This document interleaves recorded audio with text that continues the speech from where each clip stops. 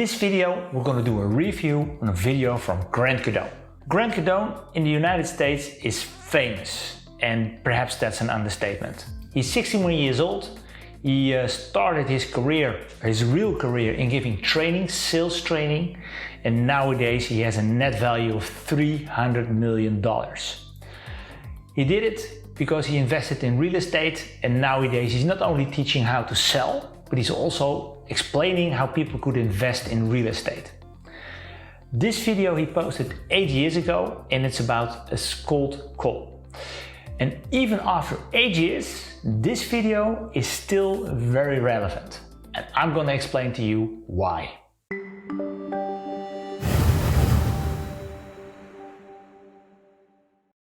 Before we start making the analysis of the video, I just want to do a small disclaimer.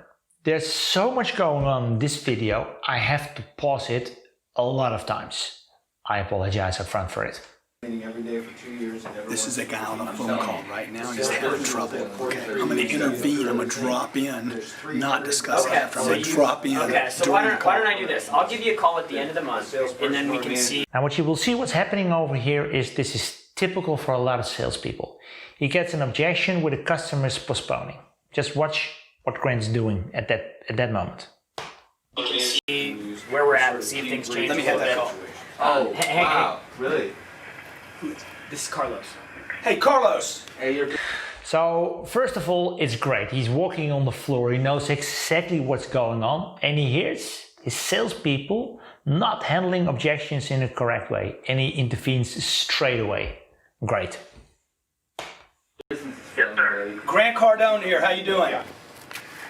This ain't Grant Cardone. What's also good to see, he makes it personal straight from the beginning. So first he asks the guy's name, and he says, "Hey Carlos, this is Grant." Now it seems like a small thing, but it's personal already from the beginning. Yes, this is. If he sees a sales See, Grant Cardone? This is Grant Cardone, sir. a certain type of Oh my God. Grant Cardone. See, Grant Cardone. right here. Put your hand. Why are you handing on your lawsuit? I never thought I'd be talking to you on the phone. I'm always talking to your people. On average, they're 5. Well, How many people are working for you there, bro? You know what? You're talking to me right now. Hey, and the reason I'm jumping on this call, Carlos. Here's he explaining why he jumped in. And of course, back then he was already famous, so there's a little bit of a surprise over there. But he's doing it very professional. He's mentioning why he jumped in, so basically he's setting the agenda. This is because I heard Jared say something about he's going to call you back next month. There's literally 300 videos. Yeah, I think that sounds. So he repeats more or less, or makes a summary of what Jared already discussed. So it's clear to the customer that he's fully up to speed on what's going on in the call. And that's a good start point. Look at this thing, man. I want to finish up my month. Okay, but let me ask you something. Why did you look at it in the first place? And boom, here he starts straight away. He starts asking questions, and he tries to find out what is the pain. Why should the customer move? In other words, he's looking for a problem that he can solve with his solution. Well, I have an interest in training, man. I have an interest in getting my people trained. And why do you have an interest in getting your people trained? So basically these are follow-up questions. So he's trying to find out what's the real pain. Great. $1,000 if you Well, obviously, the better trainer you are, the more revenue it is. Well, that's expected. Perhaps he should be a little bit better listener, but okay. Okay, so what's important to you? What problem are you trying to solve? A third question, again, about what is the problem that you want to be fixed. Well, I want to get them to be able to handle all the situations that they encounter, man. I want to get my green peas better trained. I want to. You can see in the video, he's making notes. That is crucial. If you don't make notes, you can't remember what has been said during the meeting. So great job so far. Perfect. Get my veterans excited again. You know, I mean, I'm trying to survive like anybody, man. I'm trying to expand my. Good. And Carlos, excuse me, but do you feel like you're missing out? He's interrupting. He's apologizing for it. But you can see already, he's so confident. He knows exactly where to go to. So he basically interrupts, but with a purpose. Opportunities right now. Yes. Well, yeah, man. I mean, we all do. Good. So you didn't call Jared. You didn't show interest in our product because you wanted to save money. You called Jared because you want to increase your income by your revenue by having your people better handle situations, get your veterans experience, and get your newer salespeople trained. Can you hear me? This is so brilliant because from a technical perspective, he's summarizing it. So the customer, Carlos in this case, is really listening to what he's saying because it's a summarize. But the brilliance is in the fact that instead of making a costs, he's changing it into an investment. And that is brilliant. Yeah, but I just don't want to spend as much on your product as what he's asking too. I mean, can't you guys do better than that? $1,500 a month's pretty high, man. Well, the $1,500 a month, that's your objection, is the cost? A check question very quickly. So the only objection is the cost? See, he's moved already. Well, that's one of the objectives. $1,500 a month. I just kind of wrap my arms around that. Yeah, well, let me explain to you that it's not $1,500 a month, it's $36,000. What he's doing here is make the customer aware of the fact that he's investing in something with a high value. If something comes with a high value, there's also an investment involved in it. It could be a little bit shocking for the customer to do that. And basically he's giving the customer very valuable insight on how we should look at this problem. Because it's not only a monthly thing that he has to pay, but it's an investment. And the investment, there's always a return on investment on it. And he makes it clear in 30 seconds. Let's continue. It's nice. Is that yourself?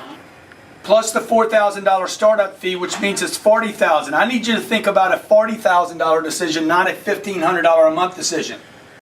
Now that may sound a little bit strange because it's a lot of money, but it proves that it's not about the money, it's about how much do you get for it in return. So he makes it perfectly clear to the customer, these are all the costs involved if you follow this program, but the returns will be big. And for the customer in this situation, I think it's completely clear to Carlos what it's all about. You're going to be on this program 2 years, not 1 month. If you're not going to be on it 2 years, you need to tell me that up front, because then we don't need to do it. It won't work anyway. It's a little bit like anti-selling. Hey, this is how it is. If you don't want it like this, we should be having this discussion. And it all shows that Grant Cardone is so confident in what he's selling. He's so convinced about the fact that what he does really contributes to the business of his customer. This is how we're going to do it. No other way. This is how we're going to continue. And that's got a lot to do with the belief he has in his own capabilities, in the capabilities of his program. Let me ask you a question, Carlos. I will. We call it a little bit of a label. Because he said, let me ask you a question. And then probably Carlos was thinking, what's the question? So it makes the question, it will make that the question has more impact. When's the last time your company spent $40,000? Thank you. We probably. And again, what he's doing here, he's letting Carlos think about the investment. And he's trying to make a comparison with some other investments. And then at the end, you will see that Carlos will come to the conclusion that the investment in this program has a very high return on investment. We spend almost that a month on advertising. Have you ever had it not work? Well, you can't ever really put a finger on it, but I'm sure it's working somehow. We want to keep spending the money. Right. So look, you're going to spend In the beginning, he made the price bigger. And what he's doing here, he puts everything in perspective, which makes it easier for Carlos in this case to make a decision. $40,000 to train your people over 2 years, to handle every opportunity that comes to you, and you spend $480,000 in the same period of time on advertising. This represents basically 8% of your ad budget. So Carlos spends a lot of money on advertising, and only 8% will be on training his people, training his staff. So in the beginning he made the price big, so there are no surprises anymore. And then later on, as you can see in this sales call, he made it very small. Do you want to train your people? Do you want them motivated? He's trying to get commitment from the customer. Is this what you want? Yes. Do you want them motivated? Yes. If so, if you're going to do this sooner or later, I'm going to suggest, and that's why I'm getting on the call, take time out of the equation and let's do this. ABC, always be closing. I wouldn't recommend that constantly in every situation, but he's asking for commitment here. He's trying to get the deal, and well, let's see what's going to happen here. The reason I got on the call was to assure you that I'm here to support you and help you. Look, Carlos. It's great because he was a little bit, he was shutting up basically. I'm 100% sure if he wouldn't have said, I'm here to give you the trust, the customer would have said yes as well. Because sometimes it's better just to shut up and wait for a reaction from the customer. Tell him to fax me a contract. Jesus Christ. Carlos, I appreciate your business.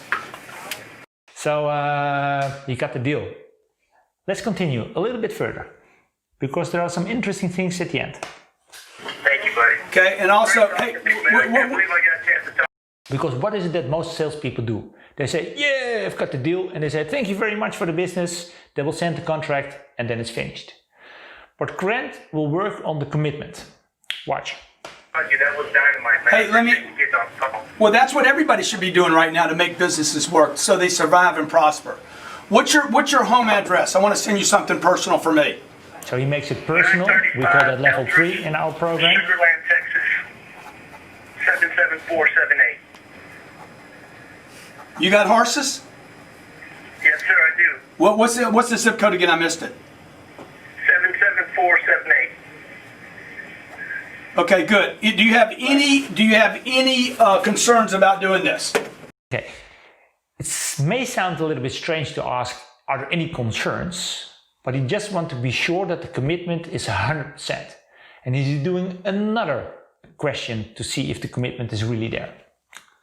Let's have a look. Yeah. No, man, my concern was the money, but I mean, the way you explained it to me, it makes sense, man. I mean. So now Carlos basically is selling it to Grant. Yeah. It's a no-brainer. Yeah, that's right. Would there be any right? Would there be any? Okay. Just listen to Carlos, just once. Reason you would change your mind? No, man, I'm not going to change my mind. Let's go for it. If I say I'm going to do it, I'm going to do it. I'm sending it to you right now. Thank you so much for your business, and look for your mailbox. Look in your mailbox for something special. Okay, so the mailbox is there. They are happy, but they're not really listening to the customer anymore. Mary, thank you, man. Great talking to you. Okay, thank you. So, see, what we do is, look, it's not always going to work like that, but if the executive drops in, brings in the altitude, brings in the enthusiasm, even if I would have failed, I restore my sales department. They see that I'm watching. They see that it's happening. Now they see success. Leading by example, that's what he's doing. As I already mentioned in the disclaimer, a lot of things are going on in this video. In fact, I didn't cover all the things that were going on because otherwise we can spend 2 hours on this video. I enjoyed doing this. I hope you learned something, and I will see you in the next video.